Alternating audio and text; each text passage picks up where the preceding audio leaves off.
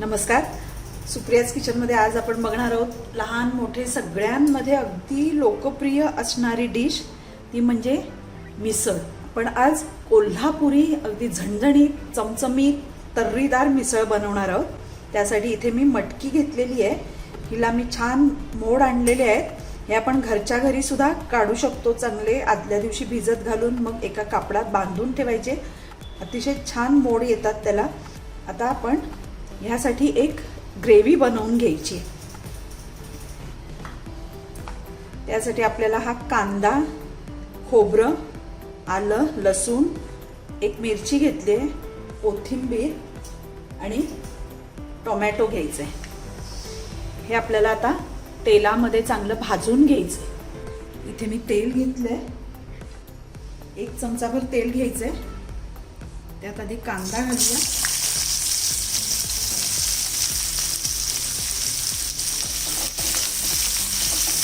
कांदा लाल करायचे आपल्याला. कांदा तर्रीला अगदी चांगला रंग यावा ह्यासाठी कांदा खोबरं अगदी छान लाल करून घ्यायचंय. लगेचच यामध्ये आपण हे खोबरं पण घालायचंय, कारण खोबरं तुकडे असल्यामुळे ते व्यवस्थित भाजलं गेलं पाहिजे. म्हणून कांद्याबरोबरच घालायचं, म्हणजे ते चांगलं भाजलं जाईल. तर हे चांगलं लाल होईपर्यंत आपल्याला भाजून घ्यायचं. हे बघा, आपलं कांदा खोबरं छान अगदी लाल झालेलं आहे. आता यामध्ये आपण ही एक मिरची घालायची, आलं घालायचं 1 इंच आणि लसणीच्या 10 ते 12 पाकळ्या घालायच्या. आता हे सुद्धा थोडंसं परतून घ्यायचं आहे तेलामध्ये. आता यामध्ये आपण 2 टोमॅटो घेतले चिरून, ते घालायचे. थोडंसं मऊ होईपर्यंत जरा परतायचं तेलावर. यात थोडासा मऊपणा येण्यासाठी मीठ घालायचं आहे, म्हणजे टोमॅटो लगेचच मऊ होईल.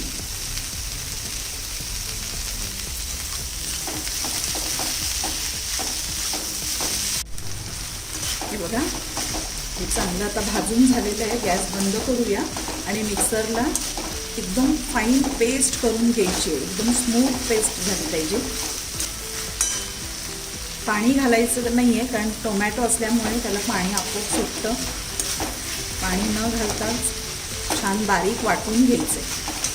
गॅस बंद करूया आणि आता यामध्ये ही कोथिंबीर घालायची आहे.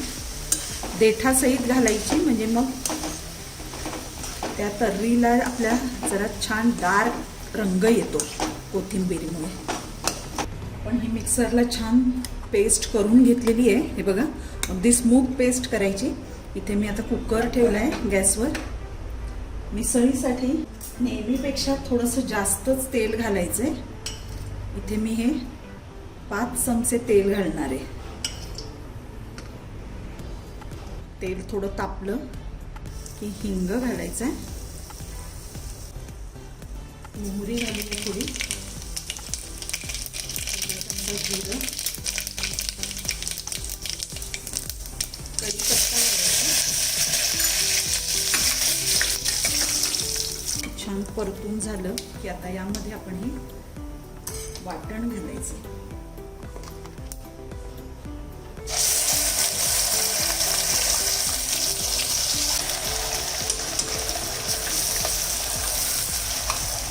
हे मिक्सरचं भांडं धुवून घालूया आपण.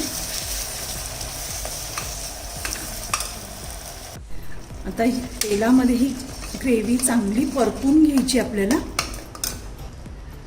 थोडीशी हळद घालायची.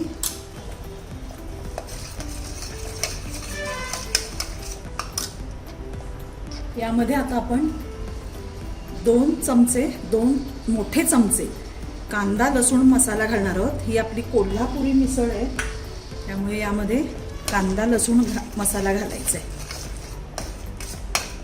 आता हा सुद्धा छान परतून घ्यायचा आहे. अगदी तेल बाजूला सुटेपर्यंत ही ग्रेव्ही आपल्याला चांगली परतून घ्यायची आहे. हे बघा, आता तेल सुटायला लागलेलं आहे. यात आपण ही मटकी घालायची आता.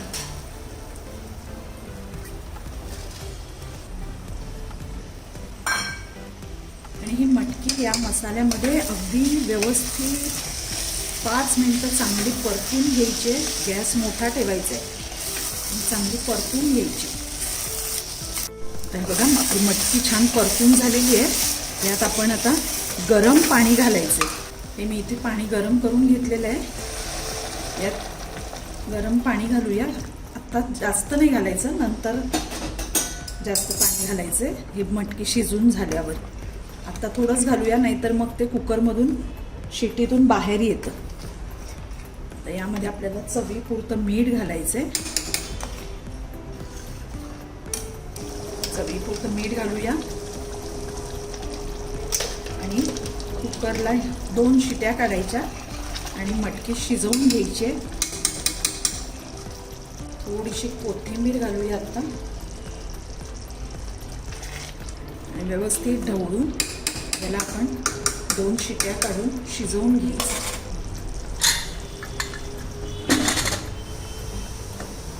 कुकरच्या शिट्या झालेल्या आहेत 2. आता कुकर थंड होतोय, तोपर्यंत आपण इथे एक भाजी बनवून घेऊया. 1.5 चमचे तेल घातले. आता तेल तापलं की थोडंसं हिंग घालायचं आहे. थोडी मोहरी घालूया 1/2 चमचा. जिरं घालूया 1/2 चमचा. एक मिरची घातली आहे. मिरची तिखट आहे म्हणून एकच घातली आहे. आणि आपल्याला भाजी ही जास्त तिखट करायची नाही आहे. कढीपत्ता घालूया. यामध्ये थोडासा कांदा घालायचा. अगदी थोडा घालायचा. कांदा थोडासा मऊ पर्यंत परतून घ्यायचा. बघा कांदा छान मऊ झालाय. त्यात हळद घालायची 1/2 चमचा.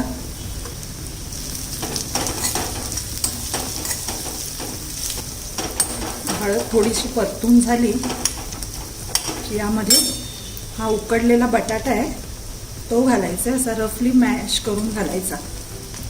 ही भाजी आपल्याला जास्त तिखट नाही करायची आहे, कारण आपला कटही तिखट आहे. त्यामुळे सगळंच जर तिखट केलं तर ते खायला मग मुलांना त्रासदायक होतं. ही भाजी थोडी लाईट करायची आहे. यामध्ये आता चवीपुरतं मीठ घालूया.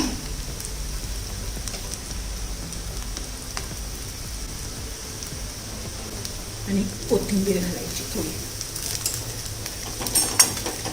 आता हे सगळं चांगलं परतून घ्यायचं आहे. म्हणजे त्यातलं जे मीठ तिखट हे सगळ्या पूर्ण भाजीमध्ये व्यवस्थित मिक्स होईल.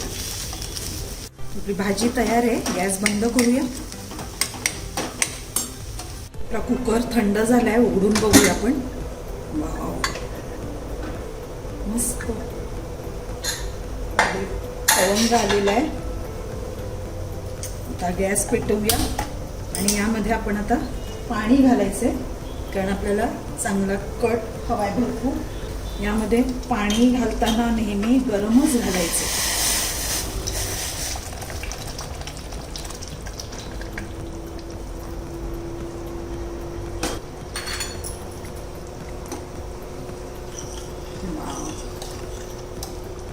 हे बघा, हे अजूनही पातळ हवंय. यामध्ये आपण आणखी पाणी घालायचं. गरम पाणी आहे, कारण पावा बरोबर खायला थोडा पातळच कट हवा. हे बघा, वा, एवढा पातळ पाहिजेच. आता गॅस थोडा मोठा करायचा आणि आपण आता मीठ चेक करायचंय, कारण असं 2-3 वेळा मीठ वेगवेगळं घातल्यामुळे अंदाज येत नाही मिठाचा. आणि पातळ केलं आता मी पाणी घालून, त्यामुळे मीठ थोडं कमी होण्याची शक्यता आहे. यामध्ये गूळ घालूया. थोडासा कोथिंबीर घालायची आणखी. आता याला छान उकळी येऊ द्यायची. आणि आपण मीठ चेक करूया कसं झालंय ते. अगदी किंचित मीठ घालण्याची गरज आहे. आहे. 2 थोडं घालायचं. आणि आता एक छान उकळी येऊ द्यायची याला. मिसळ तयार आहे, बटाट्याची भाजी तयार आहे आणि आता हे गरम गरम आपण पावासोबत सर्व करूया. 2 मिनटं ह्याला चांगली उकळी येऊ द्यायची आहे. आपली कोल्हापुरी चटकदार तर्रीदार मिसळ तयार आहे. तुम्ही करून बघा नक्की आणि आवडली तर माझ्या व्हिडिओला लाईक करा, शेअर करा, माझ्या चॅनलला सबस्क्राईब करा आणि बेल आयकॉन दाबायला विसरू नका. म्हणजे मी जेव्हा नवनवीन रेसिपीज टाकत जाईन तेव्हा तुम्हाला नोटिफिकेशन येईल. छान उकळी आलेली आहे. गॅस बंद करूया आणि 5 मिनटं अशीच ठेवायची आहे झाकून आणि मगच सर्व करायची. आता आपण मिसळ सर्व करूया. सर्वात आधी प्लेटमध्ये बटाट्याची भाजी घालायची,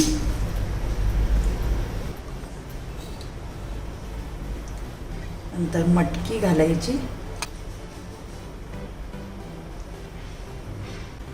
आणि वरून असा कट घालायचा.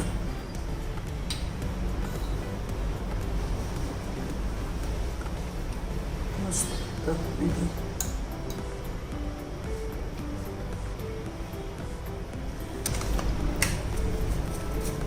त्यावर फरसाण घालायचं,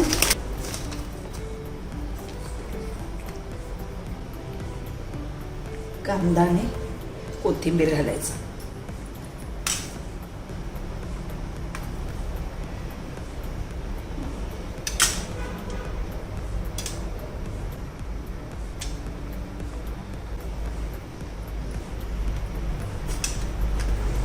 आपली मिसळ तयार आहे.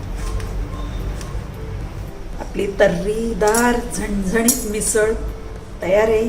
तुम्ही नक्की करून बघा आणि आवडली तर माझ्या व्हिडिओला लाईक करा, शेअर करा आणि माझ्या चॅनलला सबस्क्राईब करा.